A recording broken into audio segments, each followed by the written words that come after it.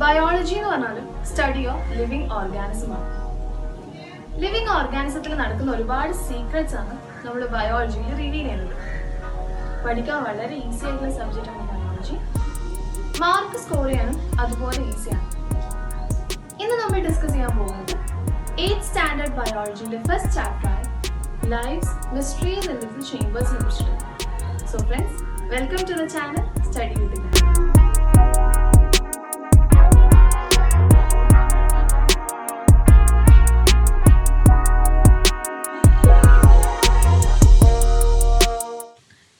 Organism ആയിക്കോട്ടെ, plants, animals, even human beings cells കൊണ്ടാണ് form ചെയ്തത്.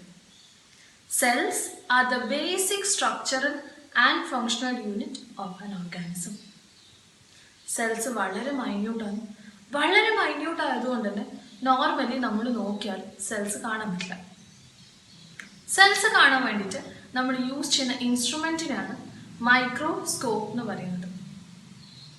മൈക്രോസ്കോപ്പിന്റെ മെയിൻ ഫംഗ്ഷൻ ഒബ്ജക്ട്സിനെ മാഗ്നിഫൈ ചെയ്ത് കാണിക്കണം, അഥവാ വലുതാക്കി കാണിക്കണം.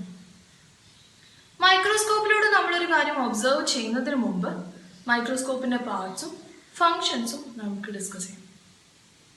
മൈക്രോസ്കോപ്പിന് 6 മെയിൻ പാർട്സ് ഉള്ളത്. They are eyepiece, നോബ്സ്, objective lens, stage and clip, condenser and mirror. I repeat, eyepiece, knobs, objective lens, stage and clip, condenser and mirror. ഈ 6 പാർട്സിനും അതിൻ്റെതായ ഫങ്ഷൻസ് ഉണ്ട്. നമുക്ക് ഓരോ പാർട്സും അതിൻ്റെ ഫങ്ഷൻസ് ഡിസ്കസ് ചെയ്യാം. First one, eyepiece. ഐപീസിന്റെ ഫങ്ഷൻ ടു ഒബ്സർവ് ഒബ്ജക്ട്സ്.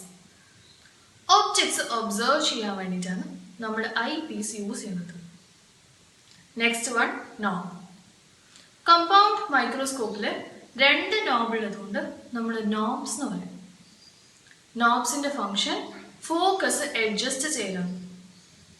ലെൻസും ഒബ്ജക്റ്റും തമ്മിലുള്ള ഡിസ്റ്റൻസ് അഥവാ ഫോക്കസ് അഡ്ജസ്റ്റ് ചെയ്യലാണ് നോബ്സിന്റെ main function. Next, objective lens. Objective ലെൻസിന്റെ ഫംഗ്ഷൻ ഒബ്ജക്ട്സിനെ മാഗ്നിഫൈ ചെയ്ത് കാണിക്കണം, അഥവാ വലുതാക്കി കാണിക്കണം. ഒബ്ജക്റ്റീവ് ലെൻസിന്റെ മുകളിൽ നമുക്ക് 10x നും 45x നും മാർക്കിങ്സ് കാണാൻ പറ്റും. 10x എന്ന് പറഞ്ഞാൽ ഒരു ഒബ്ജക്റ്റിനെ 10 ടൈംസ് അത് വലുതാക്കി കാണിക്കും. 45x എന്ന് പറഞ്ഞാൽ ഒബ്ജക്റ്റിനെ 45 ടൈംസ് അത് വലുതാക്കി കാണിക്കും. Next, stage and clip. ഒബ്ജക്ട്സിനെ പ്ലേസ് ചെയ്യാൻ വേണ്ടിയിട്ടാണ് നമ്മൾ സ്റ്റേജ് യൂസ് ചെയ്യുന്നത്. ആ പ്ലേസ് ചെയ്ത ഒബ്ജക്റ്റ് ഫിക്സ് ചെയ്യാൻ വേണ്ടിയിട്ടാണ് നമ്മൾ ക്ലിപ്സ് യൂസ് ചെയ്യുന്നത്. Next part, condenser. കണ്ടൻസറിന്റെ ഫംഗ്ഷൻ ലൈറ്റിന്റെ ഇന്റൻസിറ്റി റെഗുലേറ്റ് ചെയ്യലാണ്. To regulate the intensity of light. Last, mirror. ഒരു മെറ്റൽ റിങ്ങിന്റെ 2 ഭാഗങ്ങളിലായിട്ട് നമ്മൾക്ക് 2 മിറേഴ്സ് കാണാൻ പറ്റും. ഒരു പ്ലെയിൻ മിററും കാണാൻ പറ്റും, ഒരു കോൺകേവ് മിററും കാണാൻ പറ്റും. പ്ലെയിൻ മിറർ യൂസ് ചെയ്യുന്നത് സൺലൈറ്റിനെ റിഫ്ലക്ട് ചെയ്യാൻ വേണ്ടിയിട്ടാണ്. കോൺകേവ് മിറർ യൂസ് ചെയ്യുന്നത് ആർട്ടിഫിഷ്യൽ ലൈറ്റ്സിനെ റിഫ്ലക്ട് ചെയ്യാൻ വേണ്ടിയിട്ടാണ്. ഇപ്പൊ നമ്മൾ മൈക്രോസ്കോപ്പിന്റെ പാർട്സും ആ പാർട്സിന്റെ ഫങ്ഷൻസും ഡിസ്കസ് ചെയ്തു. ഇനി നമ്മൾ ഡിസ്കസ് ചെയ്യാൻ പോകുന്നത് ഒബ്സർവേഷൻ മെറ്റീരിയൽ എങ്ങനെയാണ്. ഒബ്സർവേഷൻ മെറ്റീരിയൽ പ്രിപ്പയർ ചെയ്യാൻ വേണ്ടിയിട്ട് 8 സ്റ്റേജസ് ഉള്ളത്. നമ്മൾക്ക് ഓരോ സ്റ്റേജസ് ആയിട്ട് ഡിസ്കസ് ചെയ്യാം. ഫസ്റ്റ്, ഒരു പെട്രി ഡിഷിൽ അഥവാ ഒരു ചെറിയ ഗ്ലാസ് ബൗളിലാണ് പെട്രി ഡിഷ് എന്ന് പറയുന്നത്. പെട്രി ഡിഷിൽ വെള്ളം നിറച്ചിട്ട് അതിലേക്ക് നമ്മൾ ഒബ്സർവ് ചെയ്യേണ്ട മെറ്റീരിയൽ അഥവാ സ്റ്റെമ്മ് പ്ലേസ് ചെയ്യാൻ, ഡിപ്പ് ചെയ്യണം. ഇങ്ങനെ നമ്മൾ ചെയ്യുന്നത് കൊണ്ട് ആ സ്റ്റെമ്മിലുള്ള വാട്ടർ കണ്ടന്റ് നഷ്ടപ്പെടാതിരിക്കും.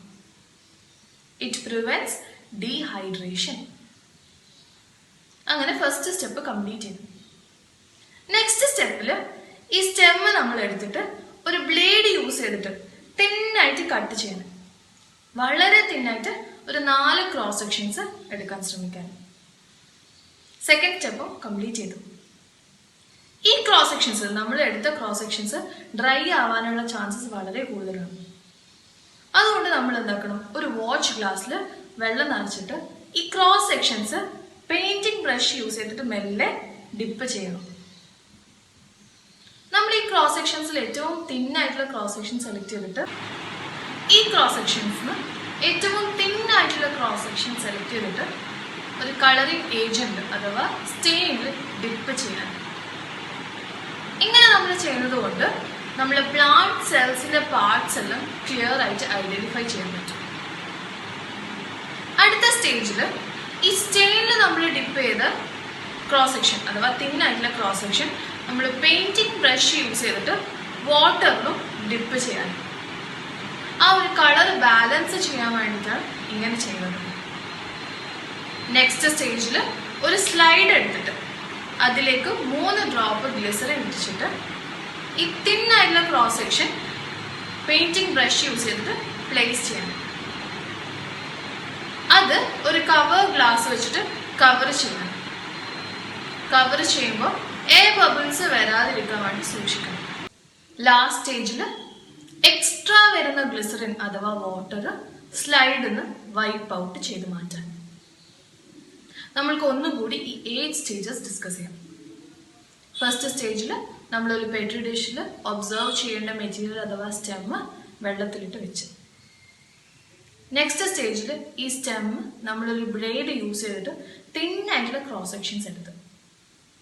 നെക്സ്റ്റ് ഈ തിന്നായിട്ടുള്ള ക്രോസ് സെക്ഷൻസ് ഡ്രൈ ആവാതെ നിൽക്കാൻ വേണ്ടിയിട്ട് ഒരു വാച്ച് ഗ്ലാസ്സിൽ വെള്ളം നിറച്ചിട്ട് അതിലേക്ക് ഈ ക്രോസ് സെക്ഷൻസ് ഡിപ്പ് ചെയ്ത് വെച്ച്.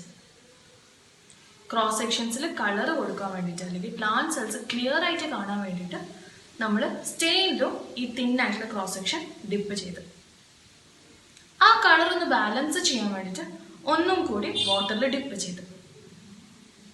നെക്സ്റ്റ് സ്റ്റേജിൽ ഒരു സ്ലൈഡ് എടുത്ത് അതിലേക്ക് 3 ഡ്രോപ്പ് ഗ്ലിസറിൻ ഇടിച്ചു. പെയിന്റിംഗ് ബ്രഷ് യൂസ് ചെയ്തിട്ട് ഈ തിന്നായിട്ടുള്ള ക്രോസ് സെക്ഷൻ വാട്ടറിന് ഗ്ലിസറിന്റെ മുകളിലേക്ക് പ്ലേസ് ചെയ്തു. ഒരു കവർ ഗ്ലാസ് കൊണ്ട് നമ്മൾ ആ കവർ ചെയ്ത് എയർ ബബിൾസ് വരാതെ നമ്മൾ നോക്കണം. ലാസ്റ്റ് സ്റ്റേജിൽ എക്സസ് ആയിട്ട് വരുന്ന ഗ്ലിസറിൻ അഥവാ വാട്ടർ ആ സ്ലൈഡിൽ നിന്ന് നമ്മൾ വൈപ്പ് ഔട്ട് ചെയ്ത് മാറ്റി. ഈ ക്ലാസ് ഇഷ്ടപ്പെട്ടിട്ടുണ്ടെങ്കിൽ ലൈക്ക് ചെയ്യുക, ഷെയർ ചെയ്യുക. കൂടുതൽ വീഡിയോസിനായി ഈ ചാനൽ സബ്സ്ക്രൈബ് ചെയ്യുക. Thank you.